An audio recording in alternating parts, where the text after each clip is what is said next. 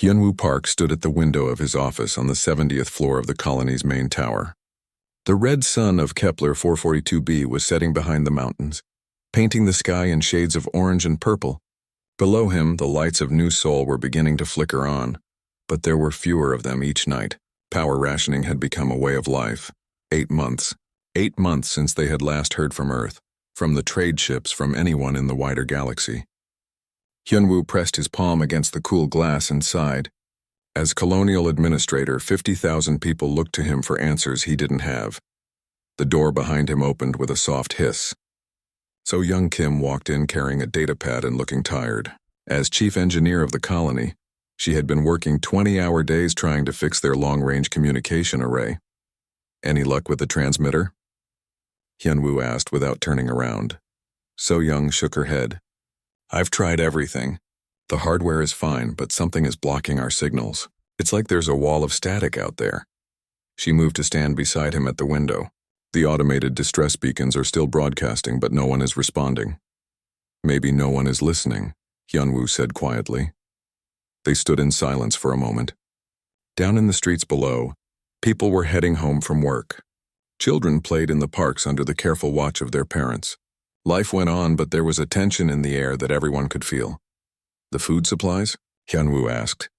Dr. Mi-young says we can stretch them for another 4 months if we're careful. The hydroponic farms are producing, but not enough to feed everyone.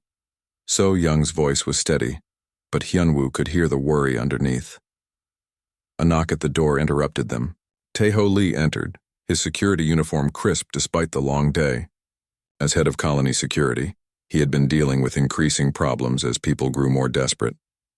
Administrator, Tae-ho nodded to both of them. I need to report another break-in at the food storage facility. 3rd one this week. Hyunwoo turned from the window. Was anyone hurt? No, but people are getting scared. Word is spreading that we're running out of supplies. Some families are starting to hoard what they can find. Tae-ho's expression was grim. I've increased patrols, but my security team is stretched thin. We weren't prepared for this kind of situation. None of them had been prepared. New Seoul had been designed as a mining colony, meant to extract rare metals from the planet's crust and ship them back to Earth.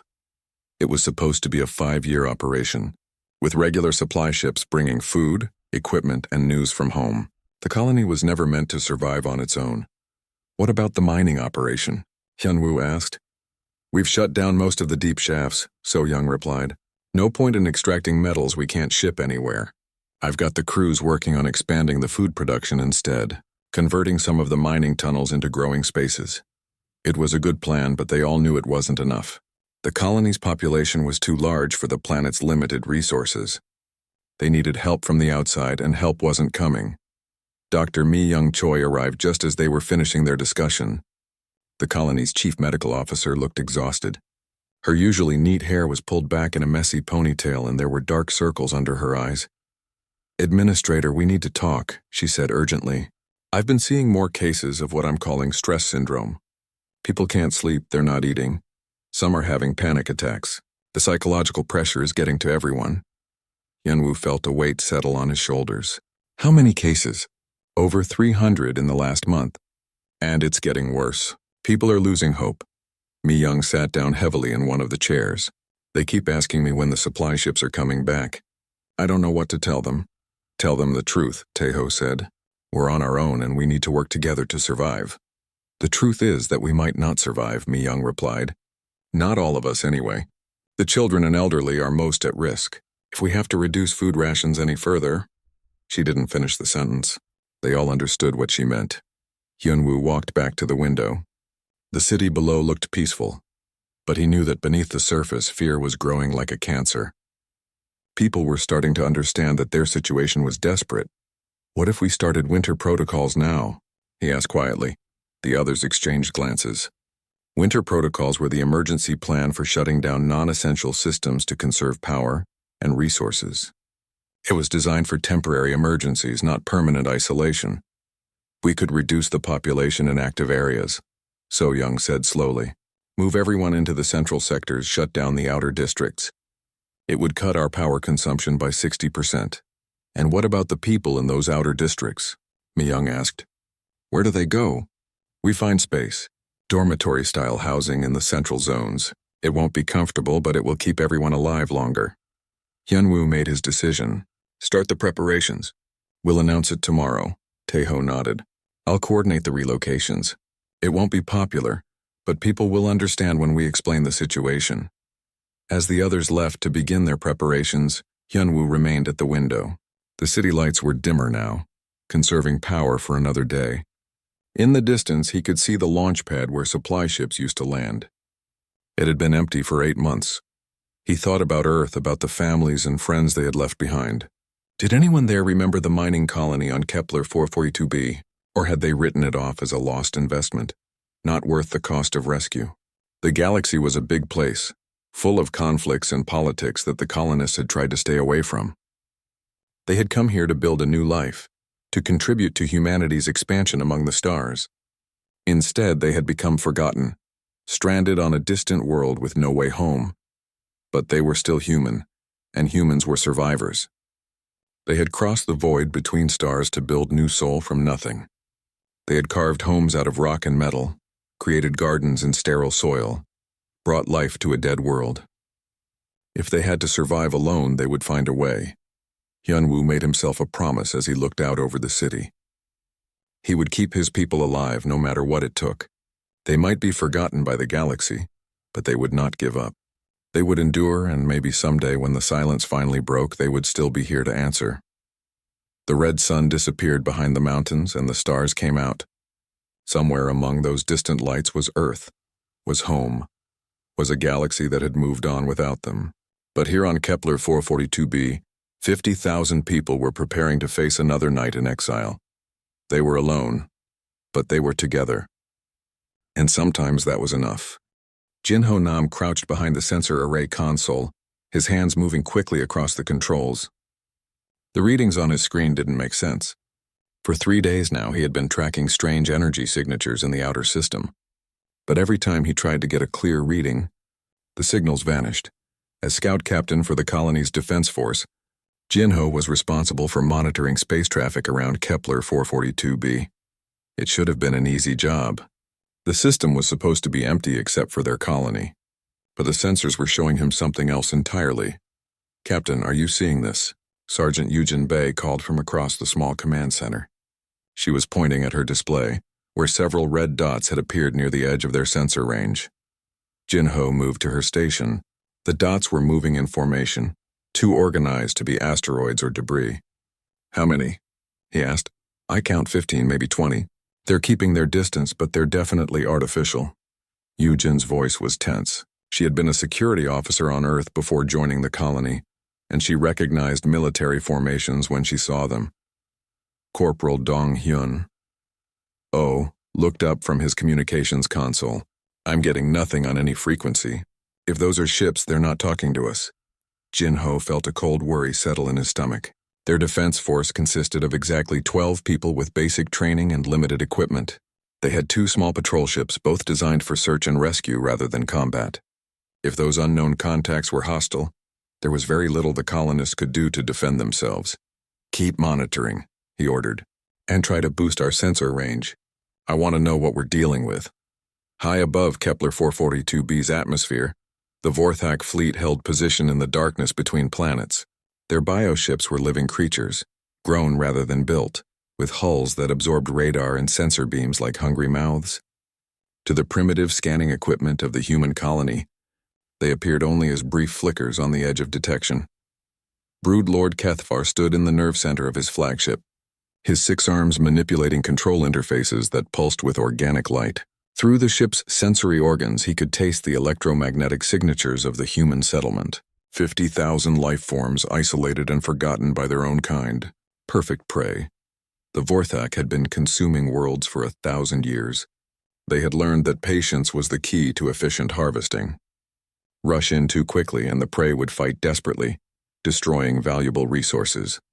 But weaken them first, let despair do half the work, and they would surrender their lives almost willingly. Kethvar's lieutenant, a younger Vorthak named Grixtel, scuttled up beside him on 4 insectoid legs. "Broodlord, the spore ships are in position. Should we begin the seeding?" "Yes," Kethvar replied, his voice a buzzing whisper. Start with the outer settlements. Let the contagion spread slowly. By the time they understand what is happening, it will be too late. The first spore canisters were released 2 hours later. They fell through Kepler 442b's atmosphere like shooting stars, burning up in the sky and releasing their deadly cargo into the wind. The Vorthak bioweapon was designed to be subtle at first, mimicking natural diseases until it had spread throughout the population. Dr. Mi-Young Choi was finishing her evening rounds at the colony hospital when the first cases began arriving. A mining engineer named Park Jun-sik came in complaining of headaches and nausea. Then a teacher named Lee Hae-jin arrived with similar symptoms. By midnight, she had treated a dozen people with the same mysterious illness. It could be food poisoning, her assistant, Dr. Chang Min-ho, suggested as they reviewed the cases. Or maybe something in the water recycling system. Mi-young shook her head. The symptoms don't match. And look at the distribution pattern. She showed him a map of the colony with red dots marking the locations of the sick patients. It's spreading from the outer districts inward, following the air circulation patterns. An airborne pathogen? Min-ho looked worried. Should we order a quarantine? Not yet. We need more information first. But even as she said it, Mi-young felt a growing sense of dread. In her 20 years of medical practice, she had never seen anything quite like this. The disease spread slowly over the next week, just as the Vorthak had planned. At first, it seemed like a minor outbreak of flu. People felt tired and weak, but they could still work.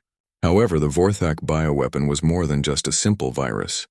It was a complex organism designed to prepare human bodies for conversion into something else.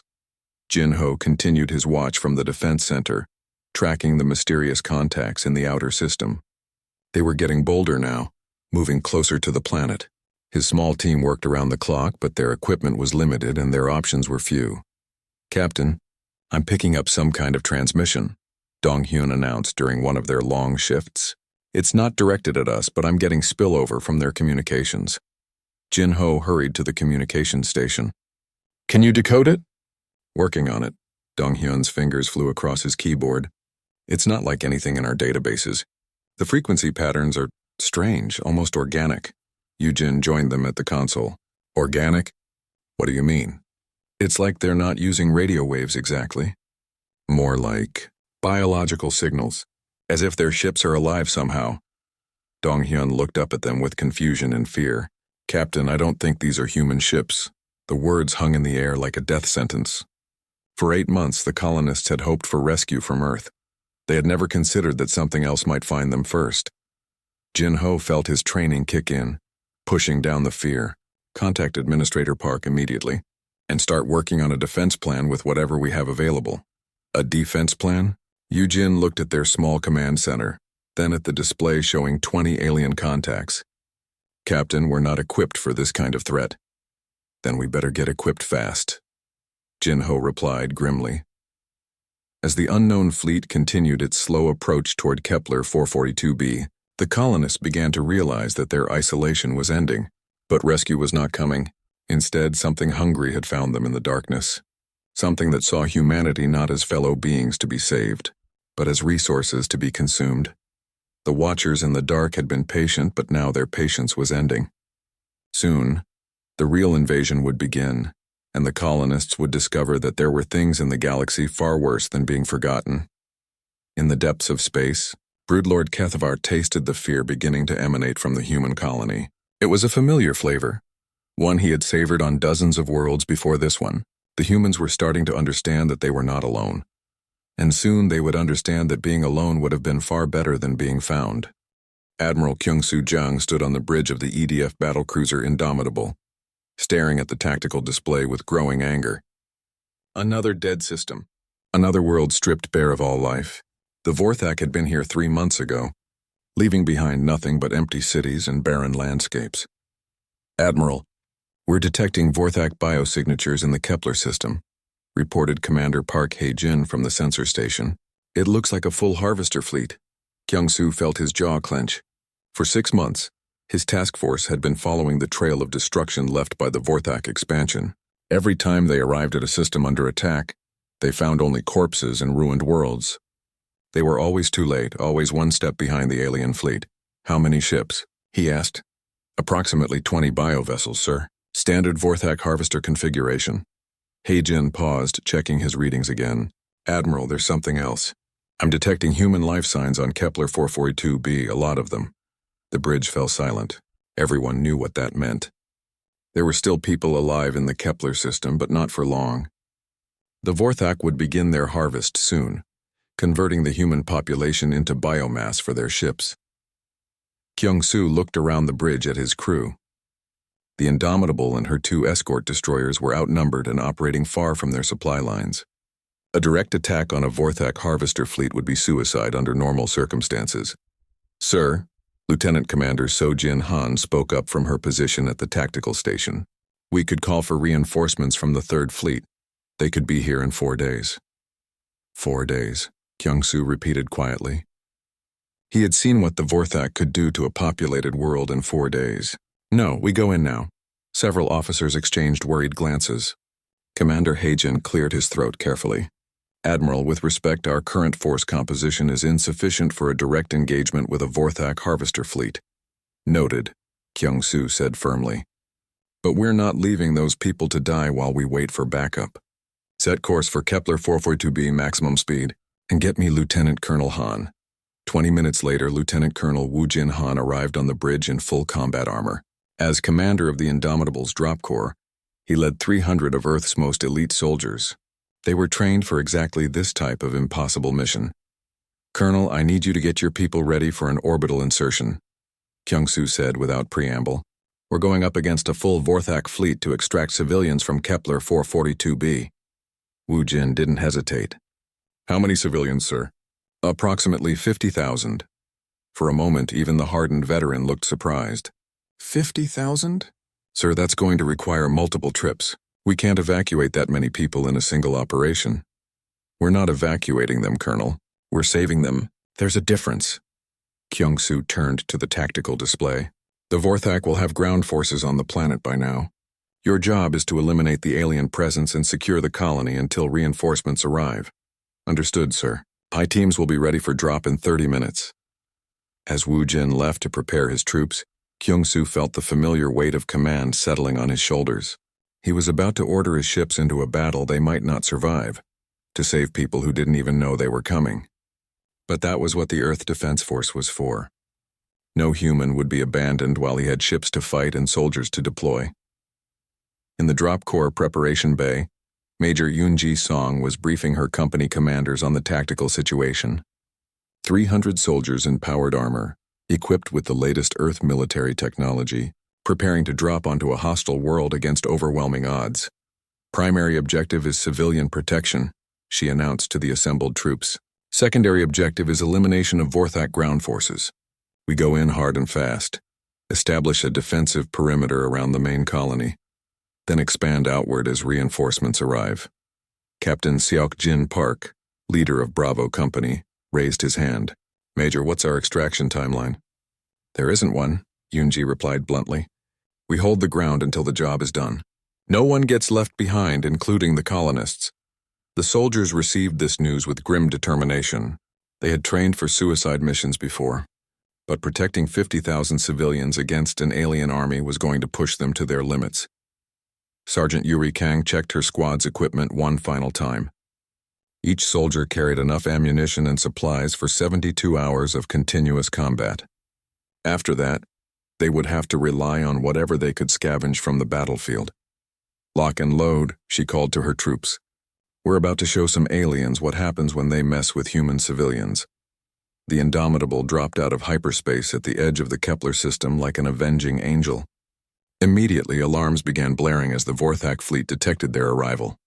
The bioships turned toward the human vessels, their living hulls pulsing with aggressive bioluminescence. All ships attack formation, Kyung-soo ordered. Target the larger biovessels first. We need to clear a corridor to the planet. The space battle began with a fury that lit up the darkness. The Indomitable's main cannons opened fire, sending streams of coherent energy into the Vorthak fleet. The aliens responded with bioplasma weapons that seemed to flow through space like liquid fire. On the bridge, So Jin-han coordinated the ship's defenses, while Hae-jin managed the sensor data. Admiral, we're taking heavy damage to the port armor sections. Hull breaches on deck 7 and 12. Seal them off and keep fighting, Kyung-soo replied. Colonel Han, are your people ready? Drop corpses ready for deployment, sir. Launch them. 300 drop pods burst from the Indomitable's launch bays like a swarm of metal meteors. Each pod contained a single soldier in powered armor, equipped to fight independently for days if necessary. They fell toward Kepler 442b's surface while the space battle raged above them. Wu Jin watched through his pod's sensors as the planet grew larger beneath him. He could see the lights of the human colony, but he could also see the dark patches where Vorthak biostructures had taken root. The aliens had been busy during their time on the surface. All units prepare for combat landing, he announced over the comm system. Remember, we're here to save lives. Every civilian we protect is a victory against these monsters. The drop pods hit the atmosphere and began their fiery descent toward the surface. From the ground, they looked like falling stars, burning trails of light across the alien-darkened sky. In New Seoul, Hyun-Woo Park stood at his office window watching the light show above. For 8 months, his people had seen nothing but empty sky. Now something was falling toward them, and he had no idea whether it meant salvation or destruction. Administrator Tae-ho Lee burst into the office. We're getting reports of objects impacting all around the colony perimeter. Some kind of pods or capsules. Alien? Hyun-Woo asked, unknown. But sir, Tae-ho paused, hardly daring to hope. Some of our people are reporting human voices on the emergency frequencies. Hyun-Woo felt his heart skip. Human voices? Earth Defense Force identification codes, sir. I think someone finally came for us. Outside, the first drop pods were hitting the ground with tremendous impacts that shook the earth. Armored figures emerged from the smoking craters, weapons ready, moving with the disciplined precision of professional soldiers. The colonists had given up hope of rescue, but rescue had not given up on them. Earth's finest soldiers were falling from the sky, and the real battle was about to begin. Wu Jin-han's drop pod hit the ground with a thunderous crash, sending dirt and debris flying in all directions. The impact would have killed an ordinary person, but his powered armor absorbed the shock and kept him fighting ready. He emerged from the smoking crater with his rifle raised, scanning for threats in the dim light of Kepler 442b's red sun. Alpha leader to all units, sound off, he commanded through his comm system. Alpha 2 landed safely. No immediate contacts, came the first response. Bravo leader, we're down and secure, reported Captain Sok-Jin Park. One by one, his 300 soldiers checked in. They had lost only 12 pods to enemy fire during the descent, better than he had hoped for against a Vorthak fleet. Major Song, what's your tactical assessment? Wu Jin asked. Yunji Song's voice crackled through the comm. I'm seeing Vorthak biostructures throughout the colony perimeter. Looks like they've been here for at least a week, maybe longer. The infestation is extensive. Through his helmet's enhanced vision, Wu Jin could see the alien growths that had sprouted around the human settlement. They looked like massive fungal towers pulsing with sickly bioluminescent light. Between them, he could make out moving shapes that had once been human but were now something else entirely. Contact, 2 o'clock. Sergeant Yuri Kang reported from his left flank. Infected civilians approaching our position. Wu Jin turned to see 3 figures stumbling toward them out of the darkness. They had been human once, but the Vorthak bioweapon had changed them. Their skin had a gray mottled appearance, and strange growths extended from their backs like wings. Most disturbing of all, they moved with the jerky, puppet-like movements of creatures no longer in control of their own bodies. Rules of engagement, Wu Jin announced sadly. They're not civilians anymore. Take them down. The infected rushed forward with inhuman speed, their hands extending into claws. Yuri and her squad opened fire with precise, disciplined bursts. The creatures fell, but more were emerging from the alien structures around the colony. All units, we have a full infestation scenario, Wu Jin reported. The Vorthak have been converting the civilian population. Expect heavy resistance from infected humans as well as alien forces. Inside the colony's main settlement, Hyun-Woo Park was coordinating the civilian response to the sudden appearance of Earth forces.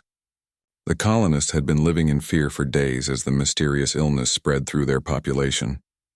Now armed soldiers were fighting a battle right outside their doors. Tae-ho, can you establish contact with the Earth forces? He asked urgently. Tae-ho Lee was working frantically at a communications console. I'm trying, sir. They're using military encryption, but I think I can break through on the emergency frequency. This is Colonial Administrator Hyun-Woo Park, calling Earth Defense Force units. he broadcast. "We have 50,000 civilians in need of immediate medical assistance. Please respond." The reply came almost instantly. "Administrator Park, this is Lieutenant Colonel Wu Jin Han, EDF Drop Corps. We're here to secure your colony and eliminate the alien threat. What's your current status?" Hyunwoo felt a surge of relief so powerful it almost brought him to his knees. After 8 months of silence, Earth had finally answered.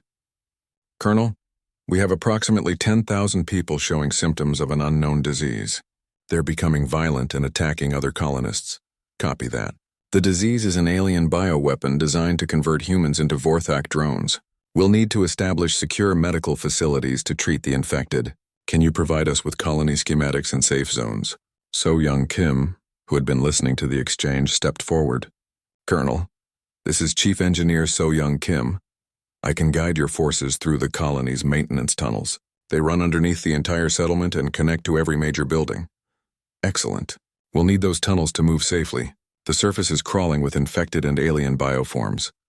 Major Yoonji Song was leading Alpha Company through the colony's outer districts, clearing Vorthak biostructures one by one. The alien growths were tougher than they looked, requiring concentrated fire to destroy. Worse, each structure seemed to be connected to the others through underground root systems. "This is more than just an invasion," she reported to Wu Jin. "They're trying to transform the entire planet.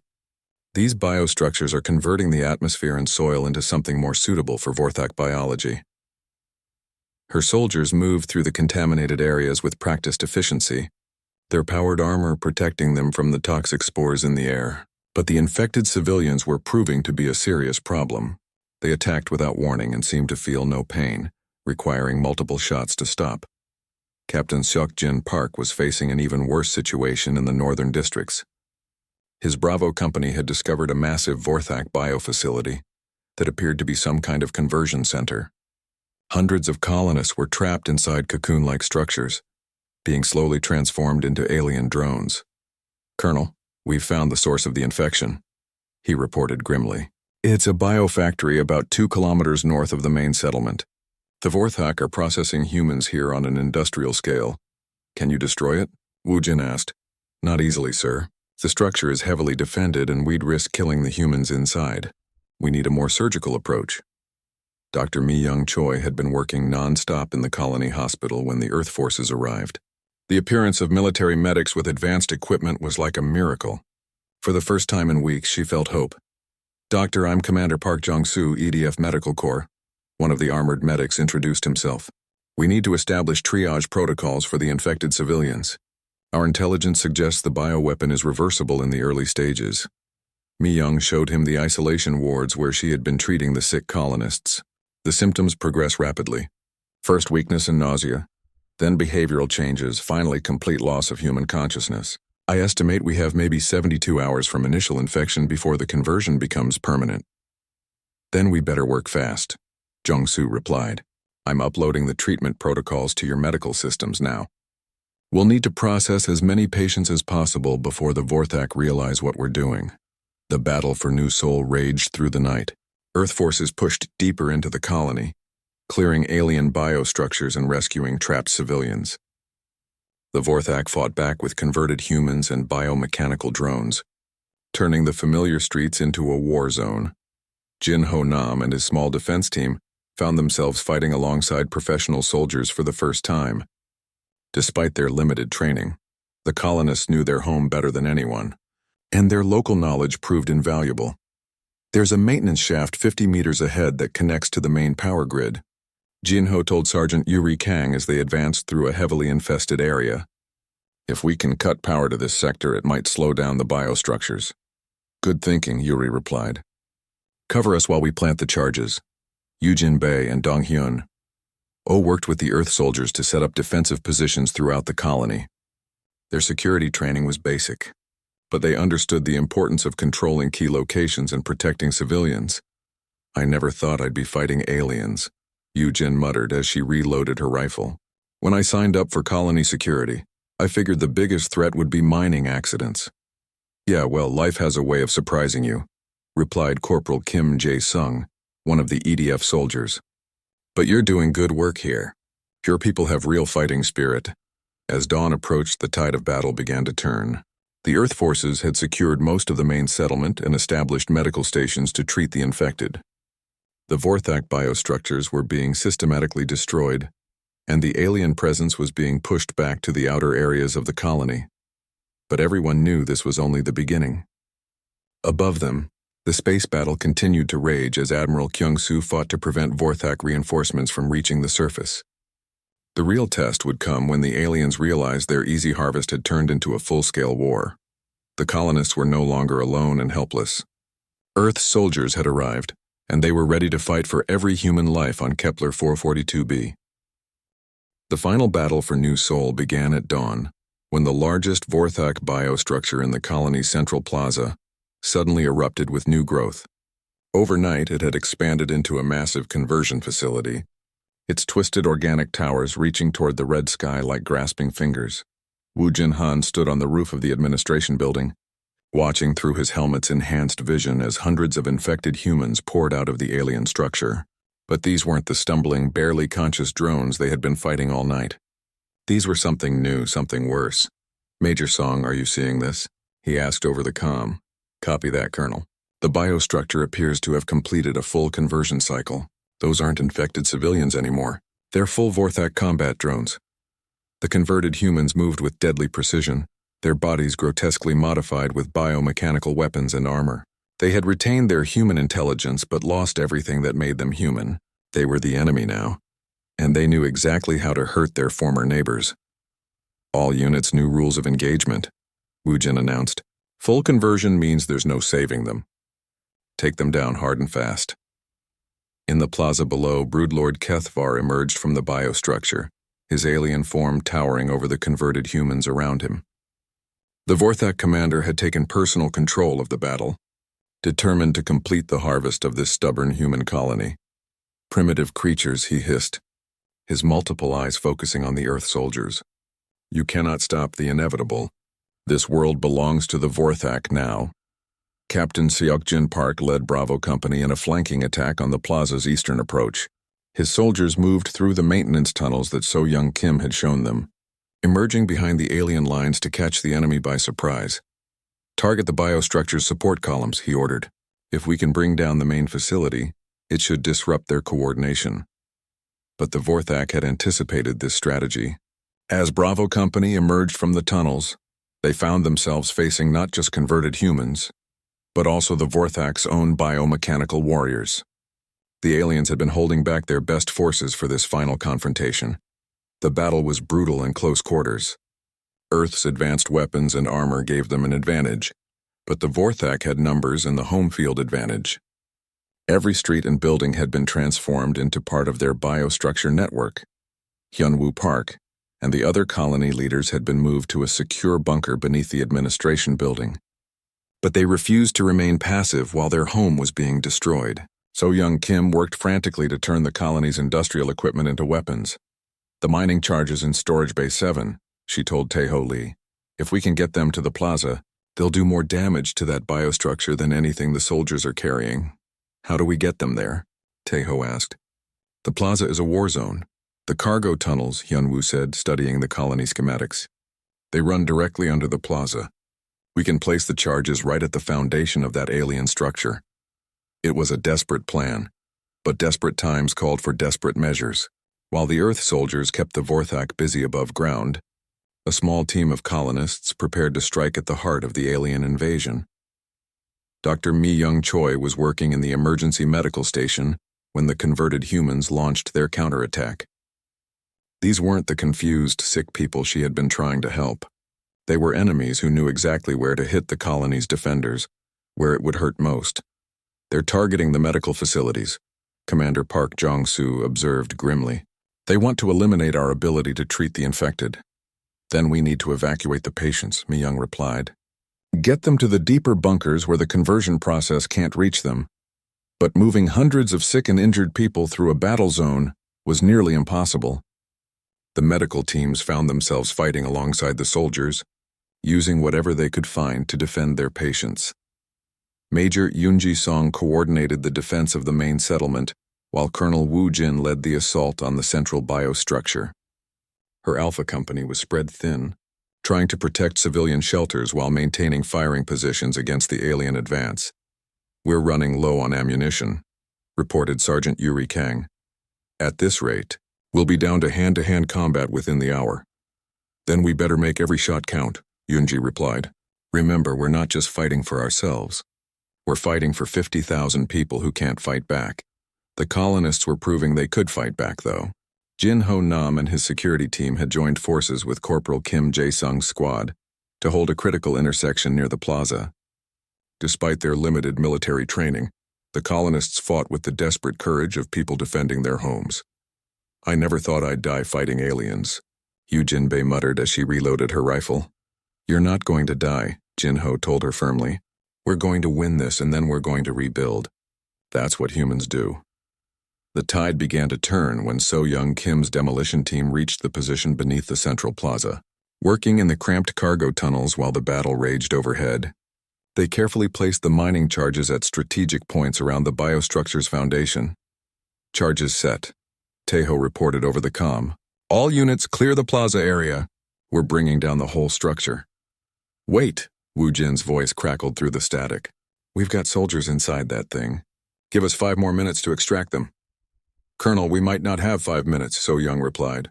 "The structure is starting to spread again. If we don't stop it now, it'll take over the entire colony."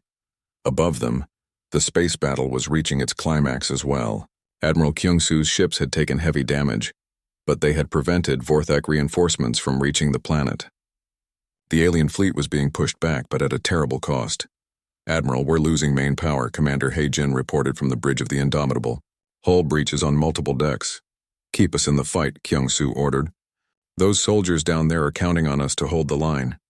The final moment came when Broodlord Kethvar made his personal assault on the human positions. The massive alien creature tore through the Earth defensive lines like they were paper, heading directly for the civilian shelters. Wu Jin intercepted him in the plaza's center, his powered armor barely protecting him from the alien's biomechanical weapons. The two commanders fought in single combat while the battle raged around them. "Your species is weak," Kethvar hissed as he struck. "You fight for creatures who cannot defend themselves." "That's what makes us strong," Wu Jin replied, dodging another attack. "We protect each other. That's something you'll never understand." The mining charges detonated just as Wu Jin managed to drive his combat knife into the Broodlord's central nervous cluster. The explosion tore through the biostructure's foundation, causing the entire alien facility to collapse in a cascade of organic debris. As the dust settled, the remaining Vorthak forces found themselves cut off from their command structure. Without the central biofacility to coordinate them, the converted humans simply collapsed, their connection to the alien hive mind severed. The battle for New Sol was over. Earth had won, but at a cost that would be remembered for generations. Of the 300 soldiers who had dropped from the sky, only 212 were still alive. The colony had lost over 3,000 people to the Vorthak bioweapon, but 50,000 humans were still alive, still free, still human, as the rescue ships began arriving from Earth, bringing medical supplies and reinforcements. The colonists understood that they were no longer alone in the galaxy.